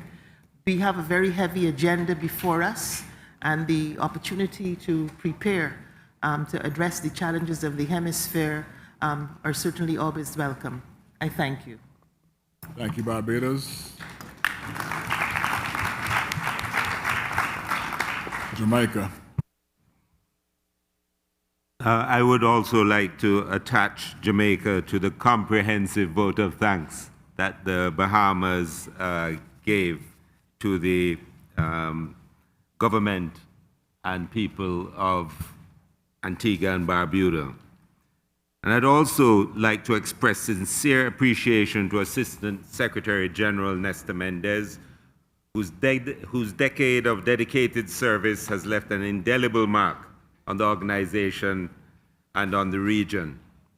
For Jamaica, your tenure has been marked by genuine partnership, steadfast commitment, and tangible collaboration. In particular, we recall your most recent official visit to Jamaica in 2023 and meaningful support for higher education and knowledge development in the region. We are especially grateful for your collaboration with the University of the West Indies to establish a scholarship fund that continues to benefit students from Jamaica and the wider Caribbean. As you prepare to close this chapter, we wish you all the very best in your future endeavors and for your personal well-being. As we say in Jamaica, walk good.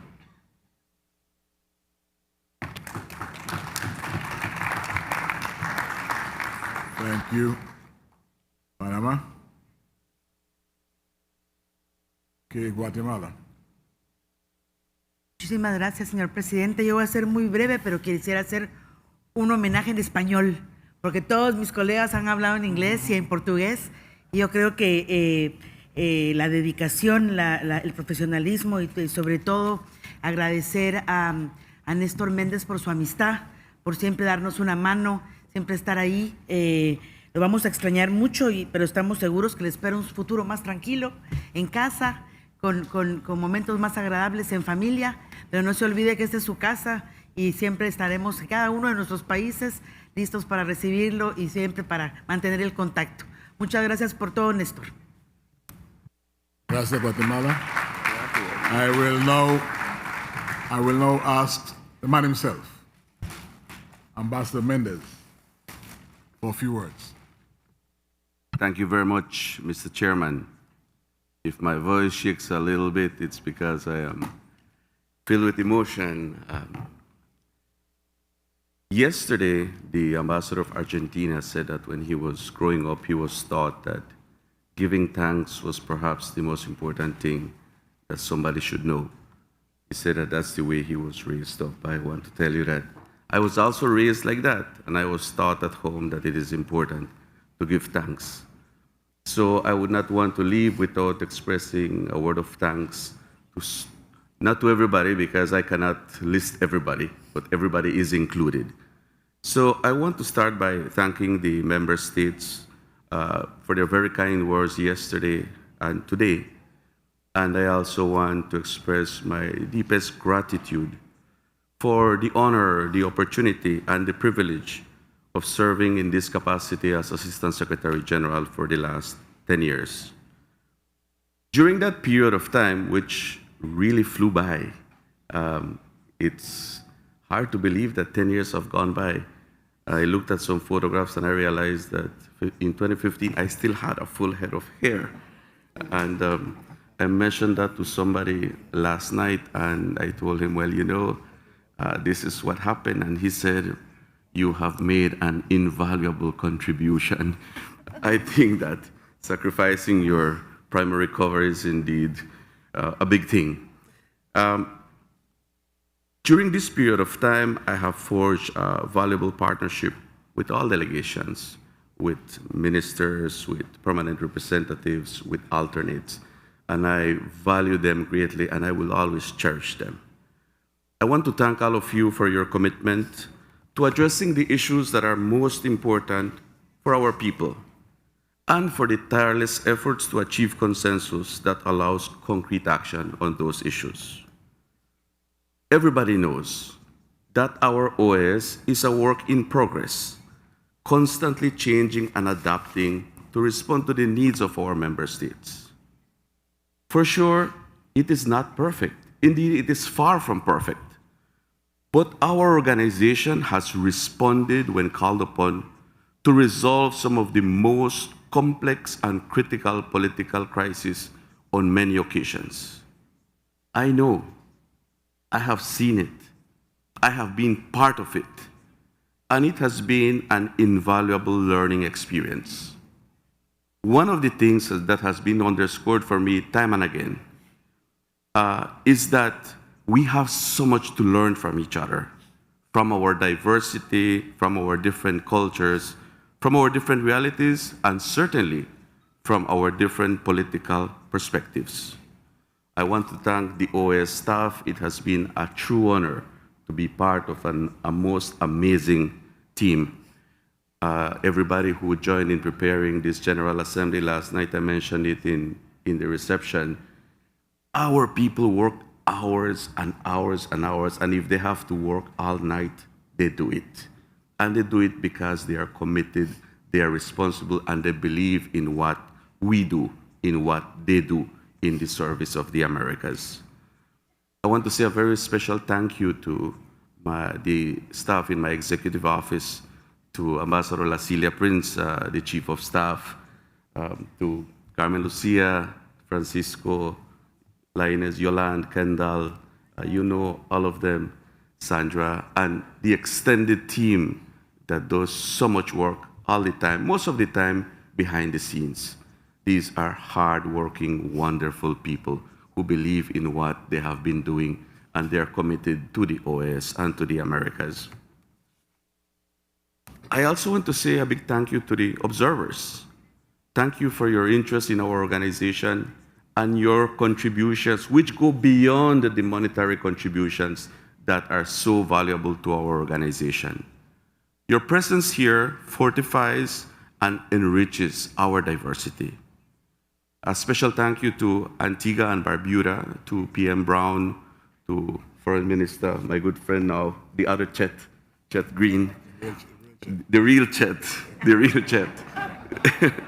Chet Green, and of course to Ambassador Sir Ronald Sanders for hosting this historic General Assembly, which I will always remember as my last one in this post. A very big thank you to Ambassador Liverpool and all of his team. They're a small group, but they're a powerful group, and they're dedicated and they work hard. Thank you so much, Ambassador Liverpool, to you and your people.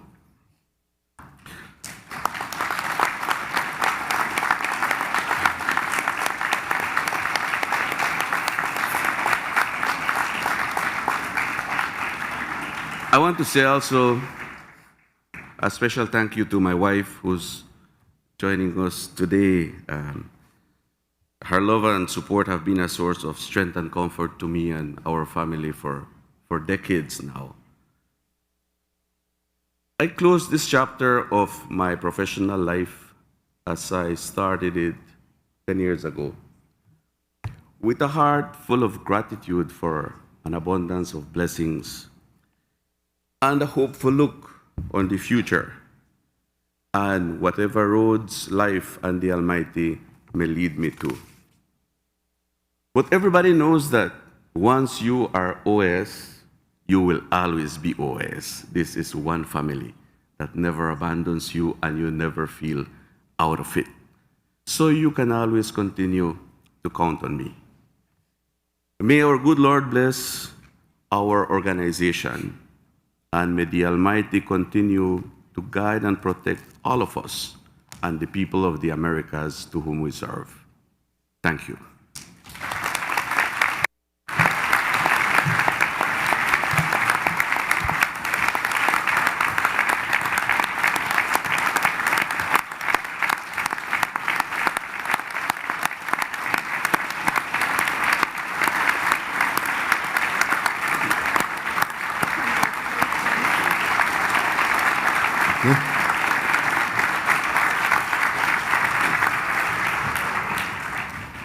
Delegates will recall that all you've heard is a part of my final presentation.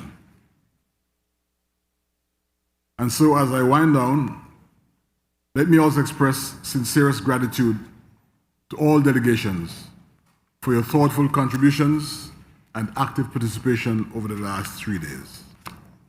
Your commitment to the values of this organization have been essential to the success of this session. In fact, you made my presidency easy. Let us carry forward the spirit of this assembly with unity, responsibility, and renewed purpose, so that together we may continue building a future where peace, democracy, and prosperity are shared realities for all the peoples of the Americas.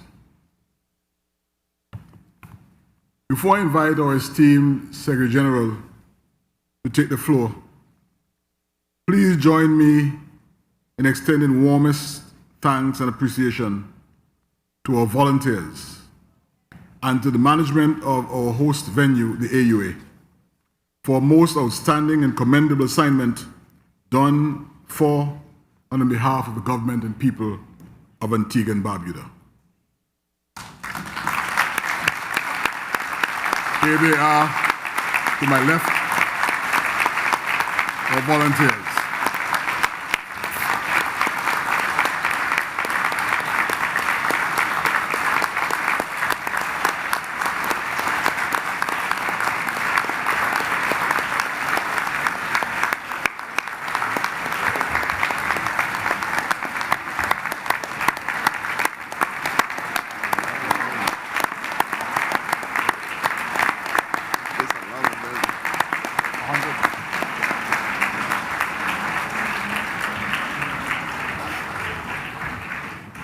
As Minister of Foreign Affairs of Antigua and Barbuda,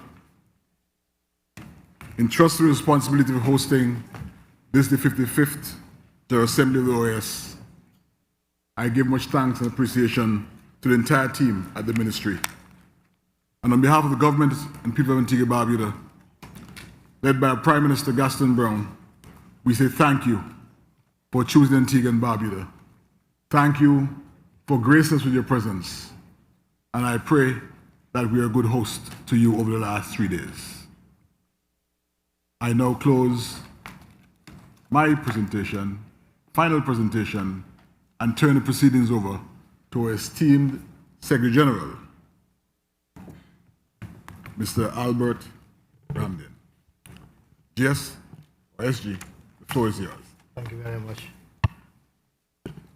Good evening, all distinguished ministers and heads of delegations, of course, our distinguished chairperson, staff of the OAS, Assistant Secretary General Nestor Mendez, ladies and gentlemen, as we come to a close of this 55th regular session of the General Assembly of the Organization of American States, in these beautiful surroundings, Twin Island state nation of Antigua and Barbuda, we close this General Assembly with a good feeling because the discussions have been rich, frank, respectful.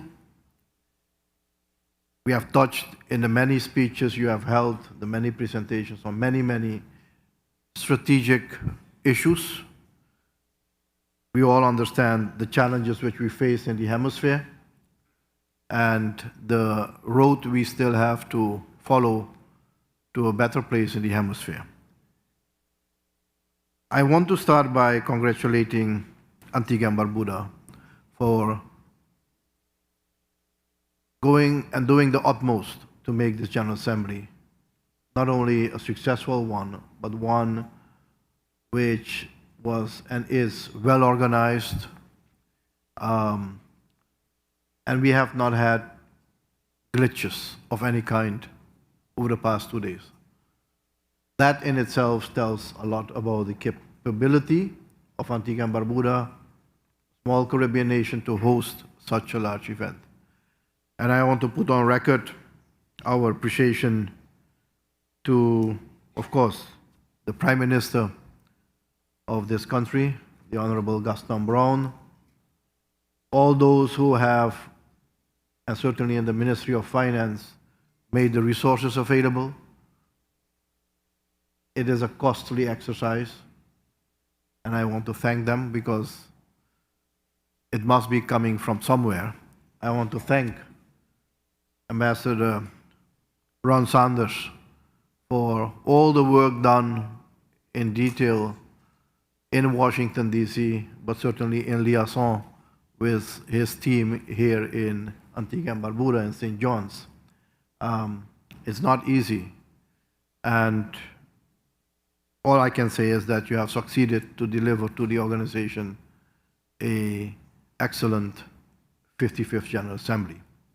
The leadership of Minister, our former colleague, friend, Chad Green, has been superb.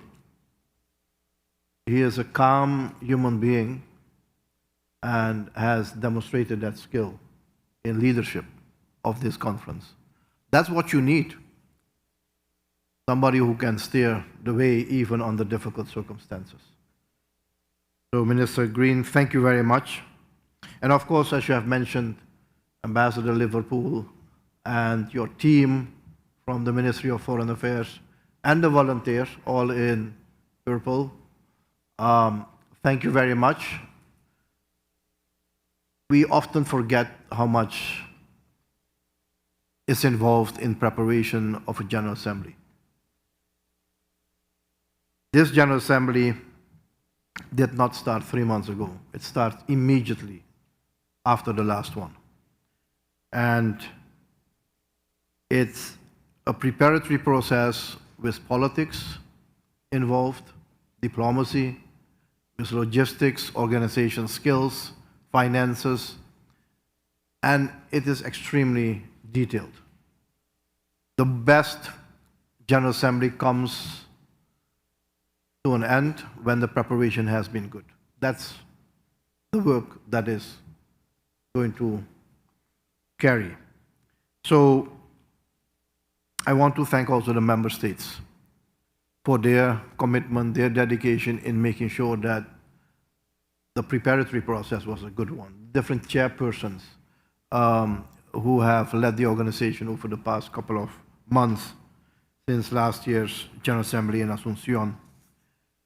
And I know that the bar has been set high for Panama with this General Assembly. But I'm sure that Panama, having been involved in organization of large conferences and several of these General Assembly, will deliver as well. So we look forward being in Panama City, Ambassador, and we look forward also to an exceptionally well-organized, substantive 56th General Assembly in 2026. I'm very pleased to hear that Colombia has offered to host the 58th General Assembly in 2028. That has a special circumstance, 80 years Organization of American States. That leaves up us only somebody, some country, a country, to propose to host 2027. So that's still outstanding. Let us not wait, but offer to host 2027.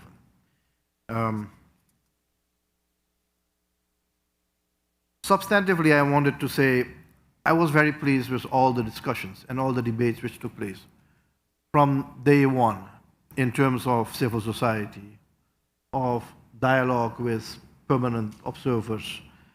Those meetings have a value to us, not present here in terms of the formal presentations, but those meetings help us to understand better what lives in the Americas.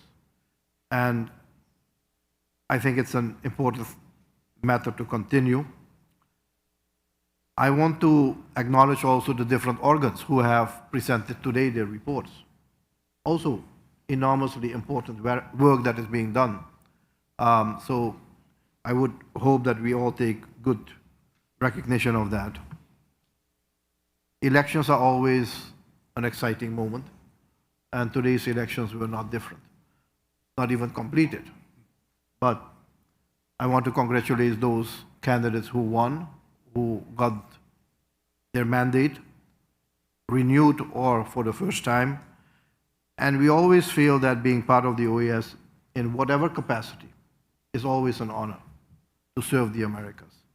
So I wish you all the best in your work as member of different committees and commissions. The staff of the Organization of American States, I don't want to say often forgotten, but often not fully recognized. And they work hard. They work hard, they're capable, and they deliver. As Ambassador Mendez said, even if it is required to work a full 24 hours, they deliver. And what we have been able to do here together is because of their work. In terms of organization, logistics, planning, equipment, the IT, documentation which you receive, everything is linked to the staff of the organization. I want to especially thank them as well. We have said some farewells today, and let me add my voice to wishing all the best to Paul Spencer, whom I know for 25 years. Paul has been all over the organization, and that is meant in a very positive way. He has been in various capacities, various responsibilities. So if there is somebody who knows to write a book about the OAS in practice, don't tell all the stories, Paul, but tell the right ones, and it will be useful to have your legacy written down, because there are very few who have such a record working in the Organization of American States. So thank you very much. And of course, Ambassador Nestor Mendez, who will take his official farewell is during a special session of the Permanent Council on the 9th of July in Washington, D.C., not so far from now. I have one thing in common with Ambassador Nestor Mendez, maybe two. We have almost the same height. But Ambassador Mendez, you said you lost some hair. I had warned you about this because I lost hair as well after 10 years as ASG. I think there are very few who understand what Nestor is going through today, because I did the same 10 years ago. So I wish you all the best. You have done a remarkable job in terms of serving the organization. It's not easy. Let me say this from my practice. It's not easy. Being responsible for the organization of the main event of the OAS every single year and getting everybody aligned, also on the political side, because the ASG is responsible for the political bodies of the OAS, the Permanent Council, all the committees, and the secretariat that deals with it. It's not an easy job. So losing some hair because of that is understandable, but the rewards are even greater in terms of what you can leave behind. And I think, Ambassador Mendez, you're leaving a lot behind. Your legacy will not be forgotten. Of course, thanks also to Elvira for being part of your immediate team. We will speak to your achievements much more on the 9th of July. Today, I want to thank you as a friend, as a colleague, because we have served both at the OAS, and I'm sure that we will come back to you to benefit from your knowledge in the OAS. So, as Minister Chet Green said, we're ending this General Assembly with renewed hope and also with a vision going forward. I want to thank all of you who pledged support to me during this General Assembly. I will come back to you to cash in that commitment, because we alone cannot do it. And I've made that point all the time. We need to work together. We are prepared to listen, but your commitment to make things happen is equally important. Again, I want to thank Minister Everly Chet Green for being our leader over the past 2.5 days, 3 days, and for the warm hospitality from Antigua and Barbuda and its people to all of us. And I'm sure many of you will return to this place. So thank you very much. There is one formality which I have to do, and that is in appreciation to this sterling leadership of Minister Green and honoring Antigua and Barbuda. I have the honor to hand you over, first of all, a gavel. It's not the same one like this, but this one. And I hope you will give it a nice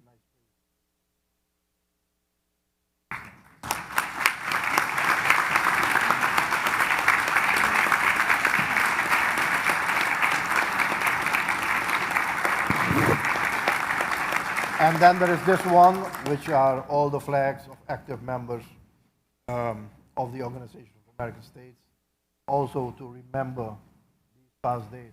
Thank you very much.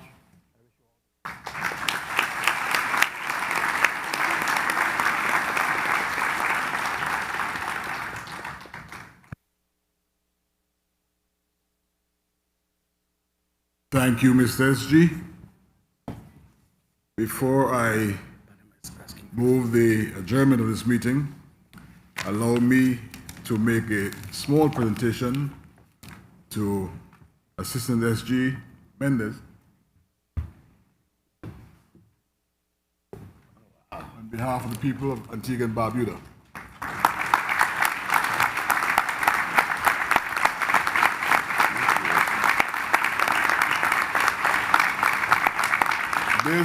This gift has multiple meanings.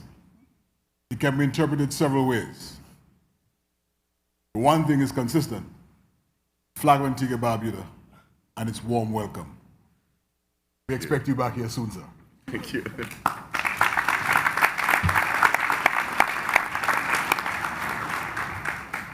Before I give the floor to Panama, let me, as a final, absolute final word, extend my profoundest appreciation and thanks to my team in Washington, D.C., led by Ambassador Ronald Saunders. They were the backbone of this project, and Ambassador, to you and your team, abiding appreciation and thanks for all the hard work that was put into making this project, the hosting of the 55th Assembly, a success. I thank you.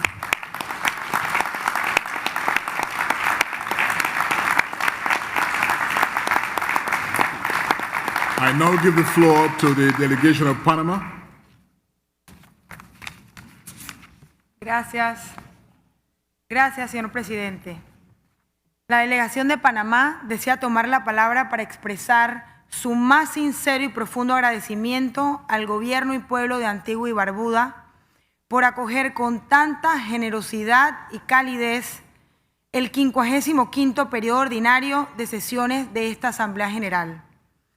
Valoramos la hospitalidad y el ambiente propicio al diálogo respetuoso y constructivo que han caracterizado estos días de trabajo conjunto en la hermosa isla de Antigua.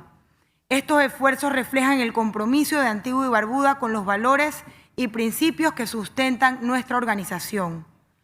Convencidos que todas las delegaciones comparten este sentimiento de gratitud, la delegación de Panamá tiene el honor de presentar el proyecto de resolución titulado Voto de agradecimiento al pueblo y gobierno de Antigua y Barbuda, el cual procederé a leer. La Asamblea General, considerando que el 55º periodo ordinario de sesiones de la Asamblea General de la Organización de Estados Americanos tuvo lugar en la isla de Antigua, parte del estado de Antigua y Barbuda, del 25 al 27 de junio del 2025. Considerando también que en este periodo de sesiones se reunieron las delegaciones de Estados miembros, observadores permanentes, organizaciones internacionales y otras partes interesadas pertinentes en un ambiente propicio para un diálogo franco, respetuoso y constructivo. Resaltando la cálida acogida y generosa hospitalidad ofrecida por el pueblo y gobierno de Antigua y Barbuda, resuelve. Primero, expresar su profundo agradecimiento al excelentísimo señor Gastón Alfonso Brown, primer ministro de Antigua y Barbuda, y en particular al pueblo de Antigua y Barbuda por la cálida y generosa hospitalidad mostrada a los participantes en el 55º periodo ordinario de sesiones de la Asamblea General. Segundo, expresar su reconocimiento y felicitaciones al excelentísimo señor Chet Green, ministro de Relaciones Exteriores, Comercio y Asuntos Internos de Antigua y Barbuda, por su destacada labor como presidente del 55º periodo ordinario de sesiones de la Asamblea General. Tercero, expresar su reconocimiento y gratitud al embajador Ronald Sanders, representante permanente de Antigua y Barbuda ante la Organización de Estados Americanos, a los miembros de la Misión Permanente de Antigua y Barbuda y a los funcionarios del Ministerio de Relaciones Exteriores de Antigua y Barbuda, quienes con gran eficiencia, dedicación y profesionalismo contribuyeron al desarrollo exitoso del 55º periodo ordinario de sesiones de la Asamblea General. Cuarto, dejar constancia de su reconocimiento a la labor cumplida por la Secretaría General de la Organización de los Estados Americanos, que contribuyó a la exitosa organización y celebración del 55º periodo ordinario de sesiones de la Asamblea General. Finalmente, la República de Panamá propone a todos que este proyecto de resolución sea aprobado por aclamación. Gracias, señor presidente.